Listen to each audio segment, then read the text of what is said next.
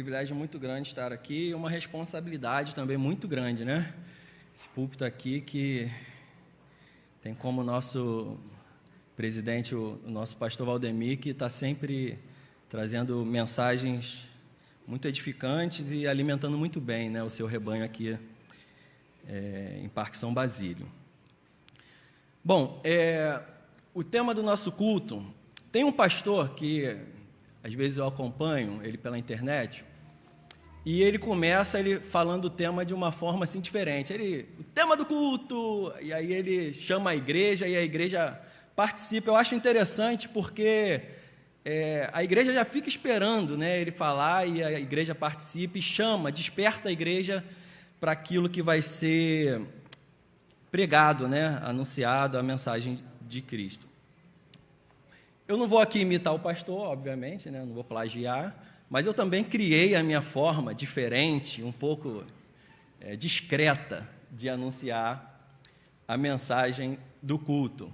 E aí eu vou pedir ajuda para os meus amigos, podem ficar de pé, meus amigos embaixadores, isso aí, estão todos com disposição, né, depois de ontem lá, muito bem. E aí no 3 nós vamos falar o tema da nossa mensagem. 1, 2, 3 e...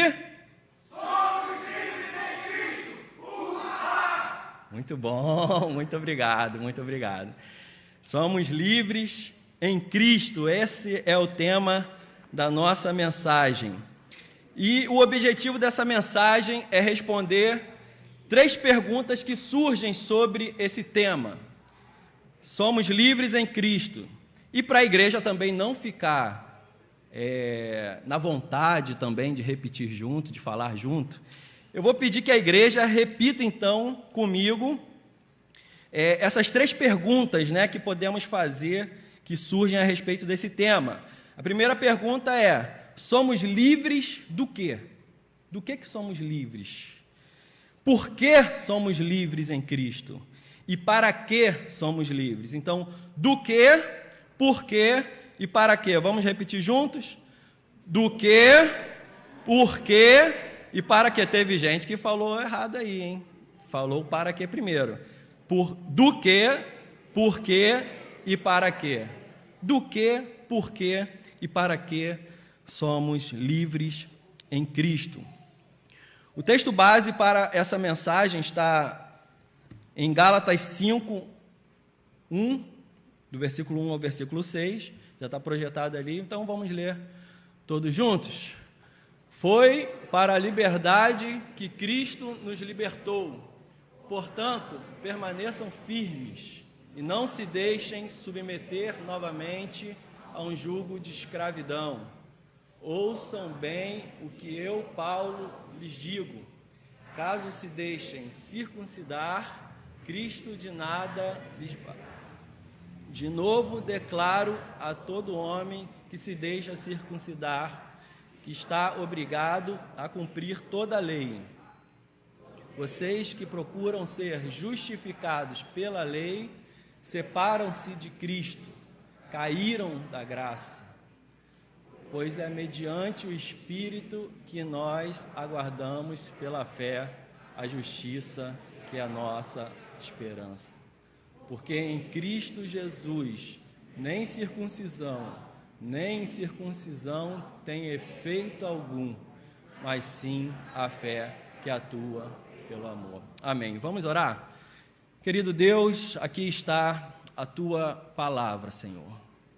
Que o Senhor nos traga compreensão, que o Senhor, acima de tudo, também nos traga disposição, Pai, para obedecê-la, para Te servir, não por ativismos, mas porque como fruto do Teu Santo Espírito que habita em nós, Senhor. Não temos outros caminhos a não ser frutificar para a honra e glória do Teu nome, Senhor. Que o Senhor assim nos ajude, em nome de Jesus. Amém. Então, a primeira resposta que vamos tentar responder é: somos livres do quê? No texto que lemos, no versículo 1, Paulo começa dizendo aos Gálatas o seguinte: Foi para a liberdade que Cristo nos libertou. Portanto, permaneçam firmes e não se deixem submeter novamente ao jugo de escravidão. Esse versículo, então, ele traz a resposta à nossa primeira pergunta. Somos livres do quê? A resposta é: somos livres do jugo da escravidão do pecado. Os gálatas que tinham se convertido ao cristianismo, ao receber o evangelho pregado por Paulo e por Barnabé, durante aquela que chamamos ser a primeira viagem missionária, né, de Paulo, eles começaram, pouco tempo depois, a receber algumas visitas de judaizantes. Os judaizantes eram judeus que, convertidos, entre aspas, ao cristianismo, diziam que os gentios, para serem salvos, precisavam, além da fé em Jesus Cristo, também guardar as obras da lei, e sendo a principal a circuncisão. Bom, e Paulo combate então essa doutrina com muita severidade, porque inevitavelmente essa doutrina dos judaizantes, ela afirma que Cristo não é suficiente, que Cristo não é suficiente para a salvação. Se a salvação não depende única e exclusivamente de Jesus Cristo, se precisamos de alguma coisa a mais, e no caso deles a circuncisão, Cristo não é suficiente. E a exortação que Paulo faz então é: não se deixem submeter novamente a um jugo de escravidão. Ou seja, antes, falando aos Gálatas, vocês viviam sob o domínio do pecado, sob o jugo do pecado, mas receberam a Cristo. Agora, vocês estão sendo tentados e querem novamente retornar a um outro jugo, que é o jugo de escravidão da lei. Jugo é uma estrutura de madeira que era colocada no pescoço dos animais, e eles eram amarrados a umas hastes para ou puxar carroça ou para servir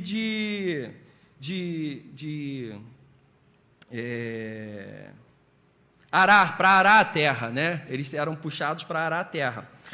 Bom, e o jugo era amarrado então nas cordas e, em um sentido figurado, uma pessoa que está sobrecarregada por alguma coisa ou carregando um peso, esta pessoa então se diz que ela está sob um jugo. E Paulo então considera tanto o jugo do legalismo quanto ao jugo do pecado como uma escravidão. Em João 8:34, Jesus diz aos fariseus incrédulos: em verdade vos digo, todo que comete pecado é escravo do pecado. Ele usa essa analogia de um escravo e de seu mestre para argumentar que um escravo obedece ao seu mestre, porque pertence a ele. Os escravos, ele não têm vontade própria, estão literalmente presos aos seus mestres. Quando o pecado é nosso mestre, somos incapazes, então, de resistir ao pecado. Entretanto, através de Cristo, somos libertos do pecado e somos feitos servos da justiça, conforme está lá em Romanos 6:18. Quando nos aproximamos de Cristo com o coração arrependido, recebemos o perdão dos nossos pecados e recebemos o Espírito Santo de Deus. E é pelo seu poder que somos capazes de resistir ao pecado e de nos tornarmos, então, não mais escravos do pecado, mas sim escravos da justiça de Deus. Cristo já te libertou da escravidão do pecado? Cristo já te libertou da escravidão do pecado? Talvez existam pessoas aqui nessa manhã que precisam se libertar dos seus pecados. Talvez existam pessoas nos acompanhando pela internet que vivem debaixo de culpa, carregam o peso do seu pecado, carregam sobrecargas, fardos pesados. E para você que está vivendo sobre esse jugo da escravidão do pecado, Cristo tem um convite para você. Venham a mim todos os que estão cansados e sobrecarregados, e eu lhes darei descanso. Tomem sobre vocês o meu jugo e aprendam de mim, pois sou manso, sou humilde de coração, e vocês encontrarão descanso para suas almas, pois o meu jugo é suave e o meu fardo é leve. Mateus 11, 28, 30. Esse é o convite de Cristo para você essa manhã. Vinde a mim, vós que estão cansados e sobrecarregados, e eu vos aliviarei, porque o meu jugo é suave e o meu fardo é leve. Através de Jesus Cristo, então, somos livres da escravidão do pecado. E a segunda resposta, a segunda pergunta que fazemos, então, também é: somos livres por quê? Por que somos livres em Cristo? Vamos ler os versículos de 2 a 4 novamente. Versículo de 2 a 4. Ouçam bem o que eu, Paulo, lhes digo: caso se deixem circuncidar, Cristo de nada lhe servirá. De novo declaro a todo homem que se deixa circuncidar, que está obrigado a cumprir toda a lei. Vocês que procuram ser justificados pela lei, separam-se de Cristo, caíram da graça. Em outras palavras, Paulo aqui está falando para eles o seguinte: se vocês acham que para serem salvos, vocês precisam da circuncisão, vocês estão muito enganados. Vocês estão buscando serem justificados pela lei. Na verdade, vocês estão separando-se de Cristo. Vocês estão caindo da graça, porque o único que realmente pode justificar vocês diante de Deus é Jesus Cristo. Ele é o único que tem poder, é o único que consumou a obra, que pode resgatar a cada um de nós da escravidão do pecado. E isso responde à nossa segunda pergunta: somos livres de quê? Somos livres de quê? Não, por quê? Até eu me confundi agora, né? Somos livres por quê? Somos livres porque Cristo nos justificou. A Bíblia diz que o pecado do primeiro casal trouxe morte e separou o homem de Deus. Foi o pecado de Adão e Eva lá no Jardim do Éden. Existe uma ira de Deus sobre a humanidade, que faz com que toda a humanidade seja condenada à perdição eterna. Nossa, aí você pode me perguntar, a Bíblia traz essas notícias ruins, essas más notícias, né? A condenação eterna da humanidade?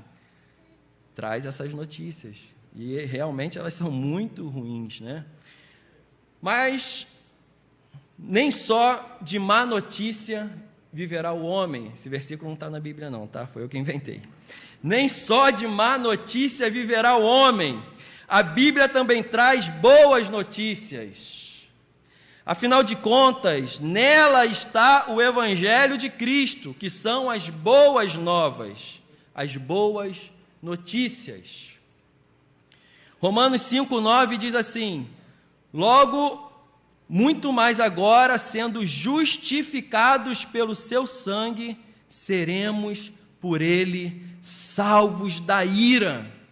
Através do sangue de Jesus Cristo, podemos ser salvos da ira. Romanos 10:9, se você confessar com a sua boca que Jesus é o Senhor e crer em seu coração que Deus o ressuscitou dentre os mortos, você será salvo.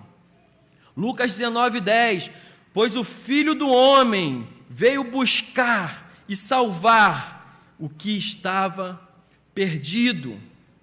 João 5:24, eu asseguro, quem ouve a minha palavra e crê naquele que me enviou, tem a vida eterna e não será condenado, mas já passou da morte para a vida. Então calma que tem boa notícia também para nós. Tem a condenação sim, mas também tem a salvação por meio da obra de Jesus Cristo na cruz do Calvário.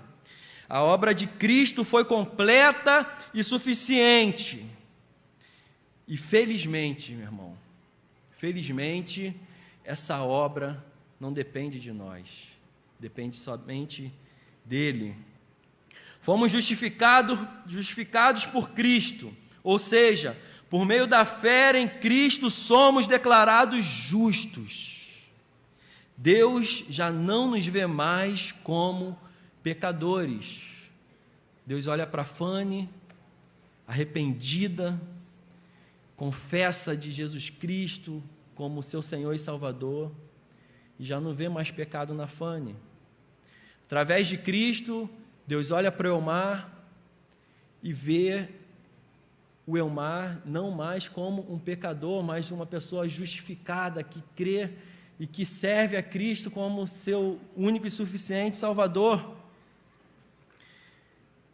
Deus providenciou o sacrifício de Cristo por nós, logo já não atribui a nós a nossa dívida.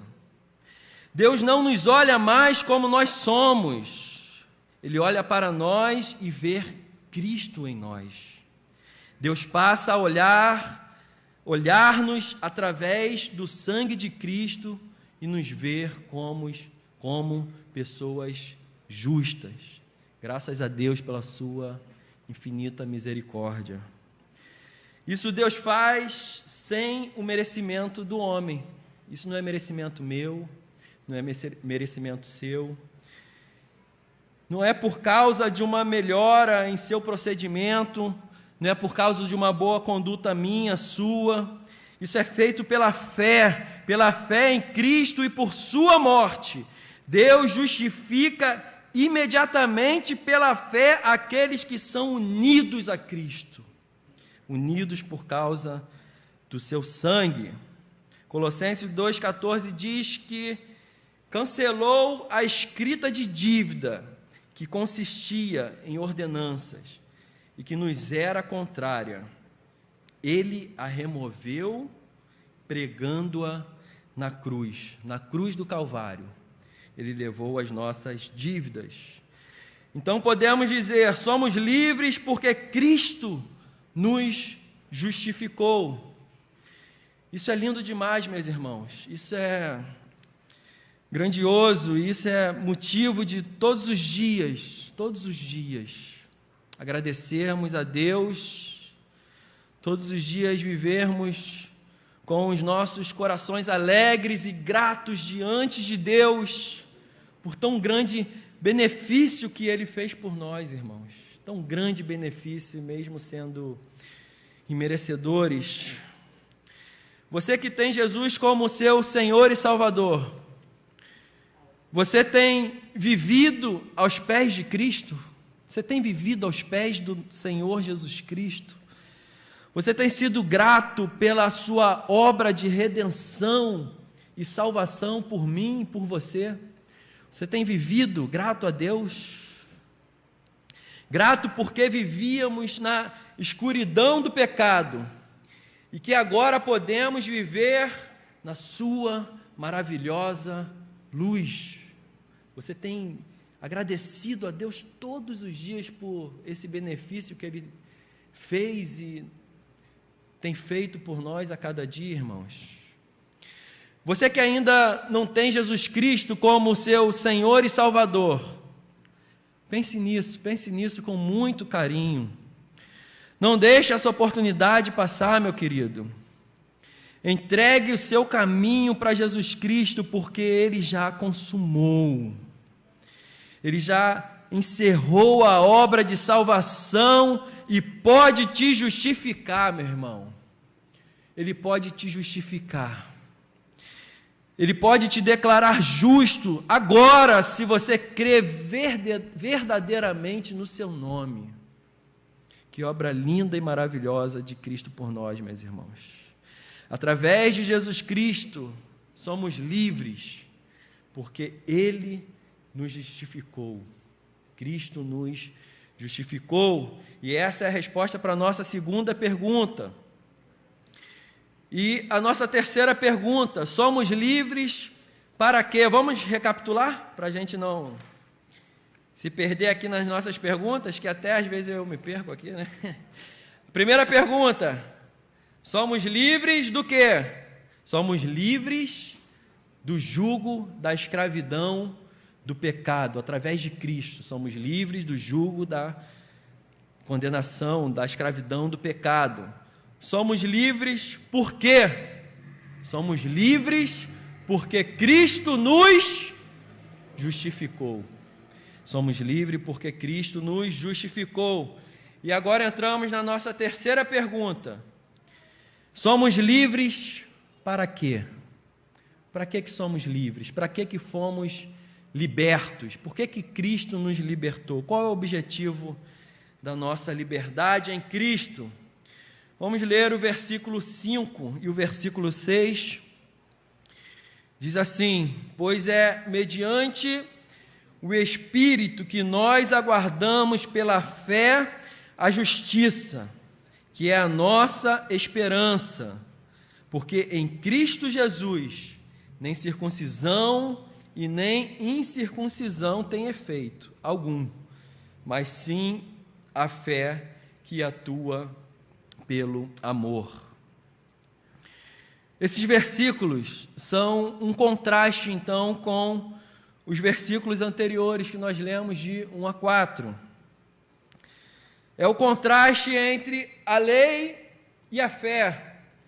É um contraste entre a carne e o espírito, entre os crentes que estavam sendo arrastados pela sedução dos falsos mestres, a escravidão da lei, e os crentes que se mantinham firmes na liberdade em Cristo Jesus. Versículo 5 diz que quando olhamos para frente, vemos um futuro de glória, porque nós, pelo Espírito, aguardamos a esperança da justiça que provém da fé. Nós não confiamos em nós mesmos, não confiamos na nossa força, não confiamos naquilo que podemos ou deixamos de fazer como obras para a nossa salvação. Através do Espírito Santo de Deus é que esperamos com paciência a justiça que provém da fé. Paulo fala que vem coisas boas para a gente, meus queridos. Paulo fala isso. Vem coisas boas para a gente, tem coisas boas para nós, meus irmãos, amém? Há coisas boas de Cristo para nós.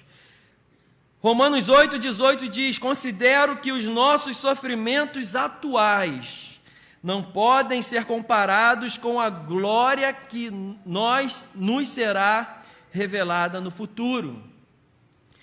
Jesus também diz que em João 4, de 1 a 3, não se perturbe o coração de vocês. Creiam em Cristo, creiam em Deus, creiam também em mim. Na casa de meu pai há muitos aposentos. Se não fosse assim, eu lhes teria dito: vou-lhes preparar-lhes lugar. E se eu for e lhes preparar lugar, voltarei e os levarei para mim, para que vocês estejam onde eu também estiver. Cristo vai voltar, meus irmãos, para nos buscar, para buscar a sua igreja, porque Ele quer a igreja dele, juntinha dele, né? Onde eu esteja, vocês também estarão. Então, meus irmãos, fiquem tranquilos, em Cristo, o futuro da igreja, daqueles que servem a Cristo, daqueles que são tementes a Deus, está seguro. Em Cristo temos segurança do nosso futuro. E isso tem que ser um combustível para a nossa vida, meus irmãos. Também a gente não pode pegar essa realidade e cruzar os braços e só esperar aquilo que virá no futuro. Não é isso que Paulo fala. Isso tem que servir de combustível para nós, tem que servir de combustíveis para a nossa vida, porque o versículo 5 fala de uma justiça futura que virá para os que têm fé em Cristo. Mas o versículo 6 fala do presente, fala do agora, fala do efeito em nossas vidas da fé. E que essa fé que nós temos em Cristo, aquele que nos faz livres, atua pelo amor. O versículo 6 fala de uma fé para o hoje, uma fé para o agora, e que essa fé em Jesus Cristo, ela atua pelo amor, atua através de nós pelo amor. Então, quando nós olhamos para o presente, nós vemos um compromisso de amor, um compromisso de nós, como Igreja de Cristo, com o próprio Senhor Jesus Cristo, um compromisso de amor. A circuncisão em si mesma, ela não tem valor nenhum. Os gentios, eles não se tornariam mais aceitáveis a Deus se fizessem a circuncisão, e nem seriam rejeitados por Deus se não fizessem. A luta de Paulo não era pelo rito de ser circuncidado ou não. Paulo estava contra a conotação teológica que os judaizantes estavam dando à circuncisão. Os falsos mestres queriam complementar a obra perfeita e suficiente de Cristo com a circuncisão. Queriam torná-la em condição indispensável para a salvação, e é isso que Paulo combatia. Cristo é suficiente, o sacrifício de Cristo é suficiente, aquilo que Ele fez na cruz não depende de mais nada para sermos salvos, é somente através da fé, é somente crer de todo o coração naquilo que Deus fez por nós. É isso que Paulo estava dizendo. Mas as obras não são importantes? Claro que são importantes. As obras são importantes, não como causa, mas como resultado da nossa salvação. As obras são importantíssimas, meus irmãos. Não devemos abrir mãos, se somos verdadeiramente salvos em Cristo Jesus, não devemos abrir mãos das boas obras, devemos praticá-las. William Hendricks diz que as obras são os frutos e não a raiz. As obras são os frutos e não a raiz. Não somos salvos pelas obras, mas somos salvos para as boas obras. Somos salvos pela fé, mas a fé que salva não vem sozinha. Ela vem acompanhada de boas obras. A fé que recebemos não é uma fé morta, ela é uma fé viva e que deve nos mover todos os dias a atuar pelo amor em Cristo Jesus. E a nossa terceira pergunta, então, é respondida. Somos livres para quê? Para que somos livres? Para que Cristo nos libertou? E a resposta para a nossa terceira pergunta é: somos livres para que, por meio do Espírito Santo de Deus, possamos realizar, em amor a Jesus Cristo, as suas boas obras. E quais são, irmãos? Quais são as boas obras que Cristo pede de nós? Alguém pode se perguntar. Eu entendi que eu tenho que fazer boas obras. Eu entendi que eu sou salvo não por elas, sou salvo por meio da fé, mas que a fé, que as obras, ela é consequência da salvação e não há outra coisa a fazer.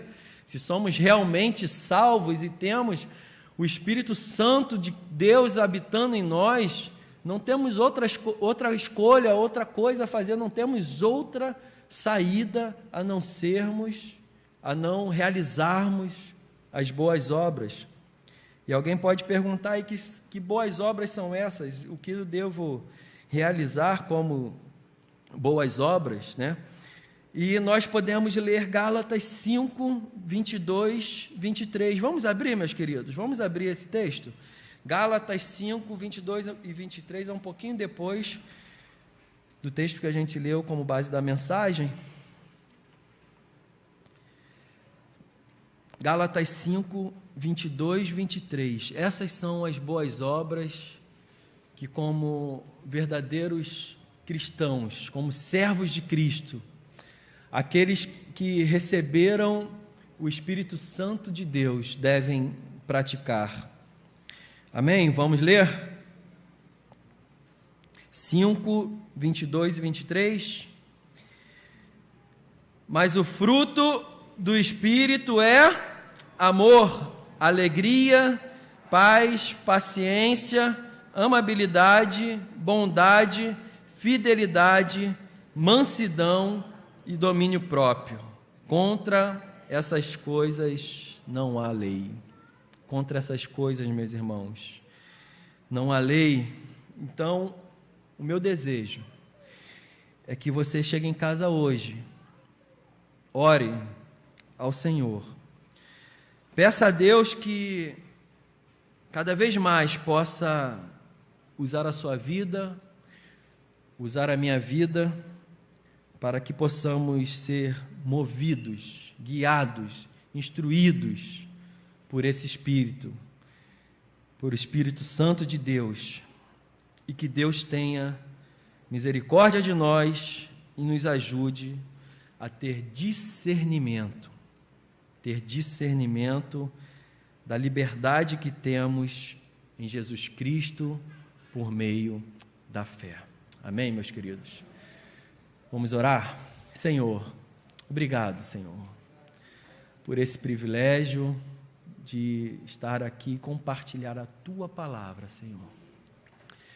Completa, Senhor, completa a Tua obra, Senhor, em cada coração que está aqui na Tua igreja, que também nos acompanha pela internet, Senhor, que o Teu Santo Espírito, Senhor, possa revelar, conduzir, Senhor, cada vida, para que possamos viver não de acordo com a nossa vontade, com os nossos desejos, mas de acordo com o Teu Santo Espírito, iluminados pela Tua palavra, Pai. Muito obrigado. Continue conosco. É o que eu te peço e agradeço no nome santo e poderoso de Jesus Cristo, Pai. Amém.